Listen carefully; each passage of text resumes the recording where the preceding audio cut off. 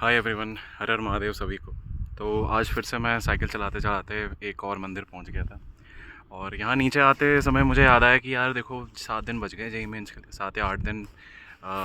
On average 20-21 तारीख से JEE mains है आपका।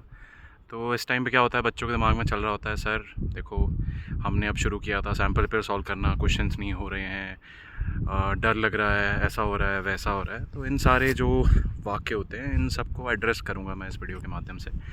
खैर एनीवे, थोड़ा सा आपको अगर इस जगह के बारे में बताऊँ तो मैं फ़िलहाल पुणे में हूँ। पुणे में एक जगह है कनिफनाथ मंदिर करके। कनिफनाथ अगर आप में से ज़्यादातर लोग जानते नहीं होंगे, Kanifnath is one of the Navnath और वन ऑफ द महायोगी कह सकते हैं। आदि योगी भगवान शिव को कहते हैं, तो कनिफनाथ महायोगी में से, वो आदि योगी नहीं है। तो उनका यहाँ पे एक मंदिर है जहाँ पे शिव जी, हनुमान जी, मतलब थंबनेल में आपने जो फ़ोटो देखी होगी वो भी कनिफनाथ मंदिर की है, जहाँ पे उनका डिपिक्शन किया जा रहा है। खैर एनीवे, बहुत मस्त जगह है ये। आप में से जो लोग महाराष्ट्र के हैं, पुणे के आसपास के हैं, मैं सजेस्ट करूँगा आपका जब जेई मेंस वगैरह हो जाए, जब 1-2 दिन ब्रेक लेंगे आप लोग, मैं इसके बारे में बात भी करने वाला हूँ जेई मेंस के पश्चात करना क्या है। तो 1 दिन जब ब्रेक लेंगे, आपका टाइम हुआ तो ज़रूर आइए। मेरी आप साइकिल पीछे देख भी पा रहे होंगे। और ये दृश्य ऐसा कुछ है ऊपर से इस समय यहाँ पे, क्योंकि वर्षा नहीं हुई है तो जो पहाड़ हैं वो आपको नंगे पहाड़ टाइप दिख रहे होंगे पूरे, ठीक है। और वहाँ कहीं एकदम उस टॉप पे आप कह सकते हैं वो है कनिफनाथ मंदिर, जो दिख नहीं रहा होगा आपको ऑब्वियसली, ठीक है। तो anyway, let's get back to the point. तो रफली जब मैं वीडियो अपलोड करूँगा कुछ 7 दिन के आसपास रह जाएंगे। तो आपके पास 7 दिन बचे हैं अप्रॉक्सीमेटली। तो जिन बच्चों ने मेरी पुरानी वीडियो देखी, आई थिंक आप जो मैंने बोला था वो होपफुली कर रहे होंगे। मैंने कहा था कि आपको क्या करना है, 30 दिन 30 सैम्पल पेपर जेई मेंस के, and that would be a good enough preparation for JEE Mains, ठीक है। अब क्योंकि 7 दिन बच गए हैं, इन 7 दिन में क्या करना है मैं इसको एड्रेस करता हूँ। तो जो लोग उस वीडियो को फॉलो कर रहे थे, आपको कुछ चेंज नहीं करना है, ठीक है। बट एक पॉइंट है जहाँ पे मैं एड्रेस करना चाहूँगा। जो लोग आज पहली बार देख रहे हैं और उन्होंने सैम्पल पेपर जेई मेंस के सॉल्व करना शुरू नहीं किए हैं, मैं कहूँगा आप एक काम कीजिए, 5-6 जेई मेंस के पेपर उठाइए, लेटेस्ट ही उठाना 2020 से 2023 के, और उनको एज अ टेस्ट पेपर दे दो प्रॉपर, ठीक है। और फिर उसका करो analysis. Now what do I mean by analysis? Analysis मतलब होता है पेपर दिया आपने, ठीक है, आपसे कुछ सही हुए होंगे, आपसे कुछ गलत हुए होंगे। गलत में 2 कैटेगरी होंगी, एक जो तुक्के मारे आपने, और एक होंगे जो आपकी सिली मिस्टेक्स होंगी, है ना। और फिर एक लास्ट कैटेगरी जो होगा, जो आपसे हुए ही नहीं, उनको मैं एड्रेस फ़िलहाल तो नहीं कर रहा हूँ। तो जो सही हुए बहुत बढ़िया, आप उनके मतलब उसमें अपने आप को परिपूर्ण मानते हैं, अच्छी बात है, आप आगे बढ़िए।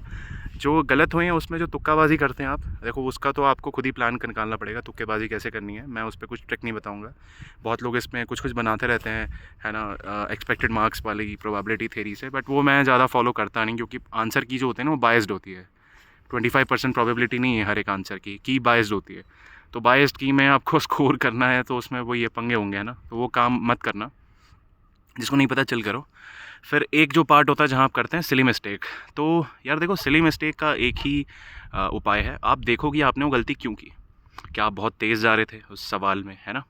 क्या आपको कंसेप्ट आता नहीं था, लेकिन आपने कुछ भी करके कुछ कुछ कर दिया?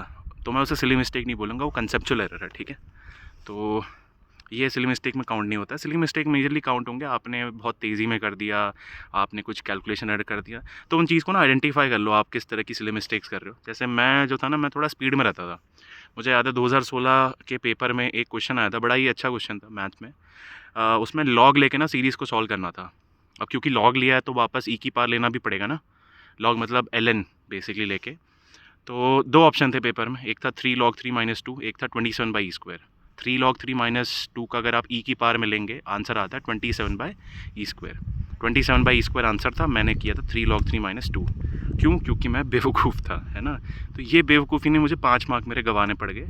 और ये बहुत इंपॉर्टेंट है इन चीज़ को एड्रेस करना, है ना। मैं क्या तो उस टाइम थोड़ा शाना बनता था, एड्रेस नहीं करता था इन सारी चीज़ों में। मैं कहता था हाँ ठीक है यार, संभाल लेंगे। आप ये सब काम मत करना, अपनी सिली मिस्टेक्स को आइडेंटिफाई कर लीजिएगा।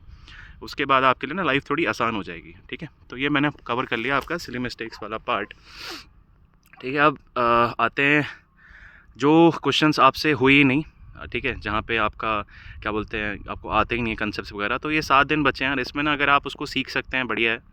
अगर बहुत ज़्यादा टाइम लग रहा है उसको रिवाइज़ करने में, मत करो, कोई सेंस नहीं है, ठीक है। आप क्या होगा, वो चैप्टर खोल के बैठ जाओगे, पढ़ने बैठ जाओगे, तो यार थोड़ा ना दिक्कत होगी, है ना। जैसे जिनको हाइब्रिडाइजेशन निकालना ही नहीं आता है मान लो, ठीक है, तो उनको पता है एक स्टेरिक नंबर करके चीज़ होती है, वो आप how to find out hybridization in 10 minutes, वो वीडियो देख लेना यूट्यूब पे किसी के भी, सब ने बना रखी है। अगर आपको एकदम ही नहीं आता है, मुझे लगता नहीं कोई ऐसा होगा इसको हाइब्रिडाइजेशन बिल्कुल पता ही नहीं है, ज़्यादातर बच्चों को पता होता है, बट ऐसे शॉर्ट कंसेप्ट अगर हैं तो आप उसकी वीडियो शॉर्ट की निकाल लीजिए और समझ लीजिए उसको, ठीक है। बहुत सारे लोग हैं, PW में पड़ी रहती हैं ऐसी शॉर्ट वीडियोज़, कोई चैनल हैं बहुत सारे, ठीक है, उनमें पड़ी रहती है, किसी की भी देख लो, काम चला लो। लेकिन अगर बहुत ज़्यादा टाइम लग रहा है उसको सीखने में तो उस पर टाइम वेस्ट करना, उससे क्या होगी, एंजाइटी बढ़ेगी आपकी, ठीक है। और एंजाइटी इस टाइम पे मत बढ़ने देना, क्योंकि देखो ऐसा है ना, आप मान लो आपकी जो क्षमता है वो 50 नंबर लाने की है इस JEE मेंस में, आप अगर एंजाइटी लेके जाओगे ना 50 का 25 हो जाएगा, 10 हो जाएगा। वैसे ही मान लो आपकी 150 की क्षमता है तो आपके 150 के 100 हो जाएंगे, 50 हो जाएंगे। 150 वाले JEE मेंस क्लियर कर रहे थे, अब क्लियर भी नहीं कर पाओगे, ठीक है। कोई सेंस नहीं होगा ये सब करने का, है ना। तो आपको जितना आता है उसका अपना एक संज्ञान लें कि हाँ मैं इतनी क्षमता रखता हूँ, और अपनी क्षमता अनुसार ही पेपर करना। ये पेपर देखो एड्रेनलिन रश का पेपर नहीं होता ये, ठीक है। एड्रेनलिन रश का ऐसा होता है कि मान लो जैसे मैं पहाड़ी चढ़ के आ रखा हूँ अजय, तो पहाड़ी चढ़ना एज अ एड्रेनलिन रश यहाँ पे आ सकता है ना, कि मैं बहुत ज़्यादा एकदम उत्तेजित हो जाऊँ, मेरा टेस्टोस्टेरोन एकदम बढ़ जाए और मैं पहाड़ चढ़ जाऊँ।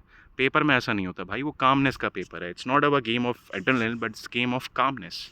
तो वो चीज़ आपको ना खोनी नहीं है इन 5 दिनों में। और यही मेरा फाइनल चीज़ है जो मैं आपसे डिस्कस करना चाहता हूँ, कि इस टाइम पे ऐसा कुछ नहीं करना है आपको जिससे आपकी एंजाइटी बढ़ रही है, ठीक है।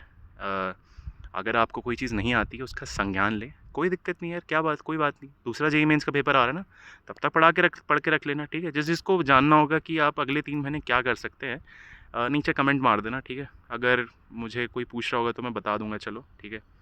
बाकी यूजुअली देखो, आप में से अगर जो बच्चे मुझे जानते नहीं हैं, पहली बार ही देख रहे हैं मेरी वीडियो, मैं यूजुअली अपने बच्चों के लिए रिकॉर्ड करता हूँ, बट ये क्या है, कॉमन चीज़ होती है, तो आप भी फॉलो कर सकते हैं। अगर ज़रूरत पड़ी मेरे को बता देना, मैं डाल दूंगा नीचे अगले 3 महीने क्या करना चाहिए इस फेज़ के बाद आपको।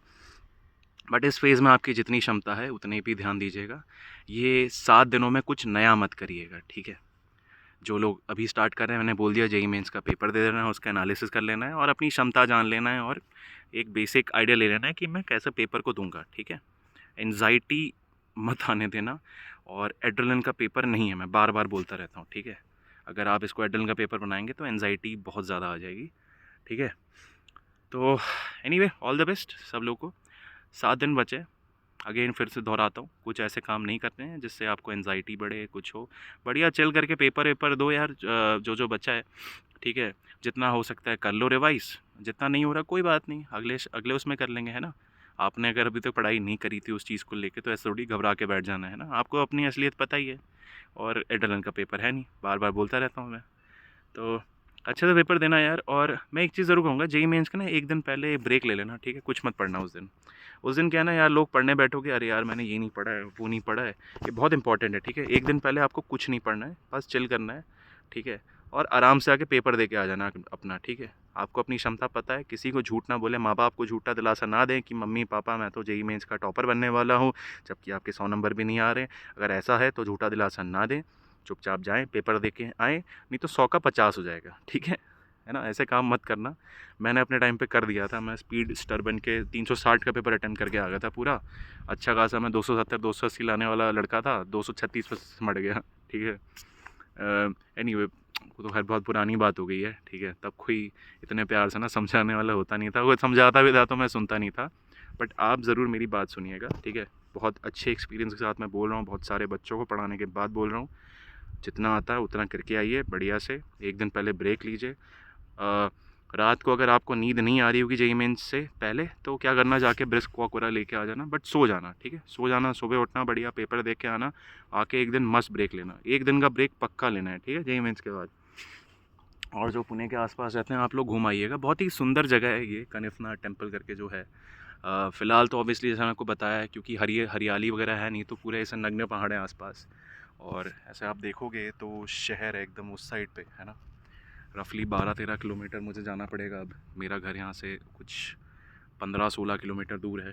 तो चलिए मैं भी निकलता हूँ यहाँ से। हर हर महादेव, पेपर अच्छे से दीजिएगा, ठीक है। I wish you again all the best. अच्छे से पेपर देना, बिल्कुल घबराना नहीं है, जितना हो जाए बढ़िया करके आना, ठीक है। चलो मैं निकलता हूँ, वो खड़ी है मेरी cycle, let start the journey.